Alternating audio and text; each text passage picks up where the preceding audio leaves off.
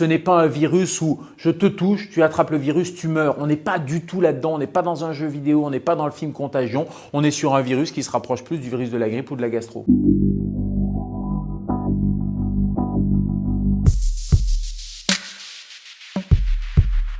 C'est un coronavirus. Corona, ça veut dire qu'il y a une couronne. Donc c'est la forme de ce virus. C'est pas un mystérieux virus chinois comme on l'entendait au début. Il n'est pas mystérieux parce qu'on a sa carte génétique. Ce n'est pas une bactérie, c'est un virus. Il mute et c'est pour ça qu'il fait peur. Et au début, les collègues chinois se sont un peu inquiétés parce qu'ils ont vu qu'il avait une forte mortalité. Mais plus le temps a passé, plus on s'est aperçu qu'il n'était finalement pas si méchant que ça. Au début, c'est un virus animal, il reste chez les animaux et puis parfois, à la faveur d'une mutation virale, il peut passer à l'être humain, surtout quand il y a une promiscuité. Et puis après, de l'homme à un autre être humain, c'est ce qu'on appelle la contamination interhumaine et c'est comme ça que les épidémies partent. Je vous prends juste un exemple. Le virus de la gastro-entérite, il va rester 2 mois sur un objet. Le virus du coronavirus, en fonction de la matière, du plastique, du métal, c'est entre quelques heures jusqu'à 4 ou 5 jours. En tout cas, si vous recevez un objet de Chine, le temps de transport, de stockage, de fabrication, etc., il n'y a pas de risque.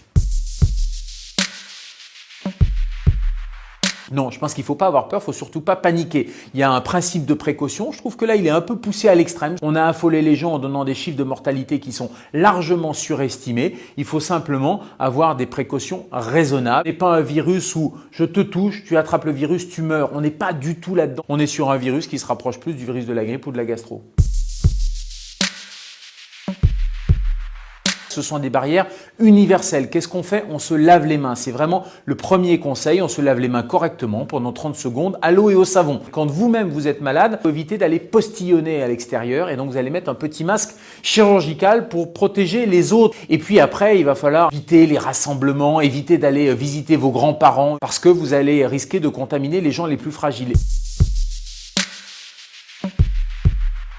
Si vous n'êtes pas malade, il n'y a aucune utilité à avoir un masque. On peut décéder des complications directes du virus, ça donne des pneumonies. Comme pour la grippe, vous savez, la grippe, il y a 10 000 morts par an dans l'indifférence générale. Puis il y a des complications indirectes, on peut mourir de complications liées à l'alitement comme la phlébite embolie pulmonaire, liées à une complication nosocomiale. On compare autant avec la grippe et en même temps, il y a plein de gens qui disent c'est pas la grippe. C'est vrai que c'est pas la grippe, c'est pas la même famille, sauf qu'on le compare parce que les symptômes sont les mêmes. Vous avez le nez qui coule, un petit peu de fièvre, des douleurs musculaires et puis la mortalité, elle est finalement assez proche de celle de la grippe. La mortalité de la grippe, c'est 0,1%. Le coronavirus au début, c'était 10-15%. On est en train de revenir à des chiffres beaucoup plus raisonnables parce que les chiffres initiaux, c'était le début de l'épidémie, c'était en Chine avec des gens qui arrivaient à l'hôpital dans un état extrêmement grave. Mais maintenant, quand on fait des études en population générale, tous les gens qui sont contaminés et qui vont pas tous à l'hôpital, eh bien la mortalité elle est relativement faible, en tout cas largement inférieure à 1%.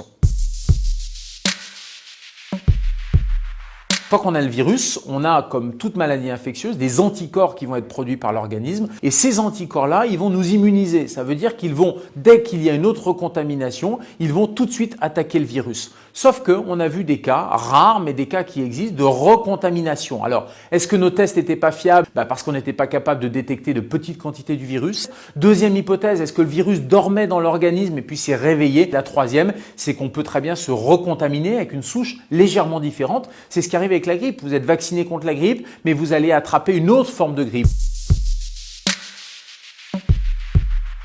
Il y a des chercheurs américains, des épidémiologistes, qui sont même en train de dire que c'est en train de devenir une maladie saisonnière. Le coronavirus, on estime que 70% de la population aurait une cicatrice sérologique, c'est-à-dire aurait eu un contact à un moment donné avec le coronavirus. Mais j'allais dire c'est la bonne nouvelle parce que ça va passer inaperçu chez l'immense majorité des gens qui vont être en contact, qui vont s'immuniser et seuls les plus fragiles risquent d'avoir des complications.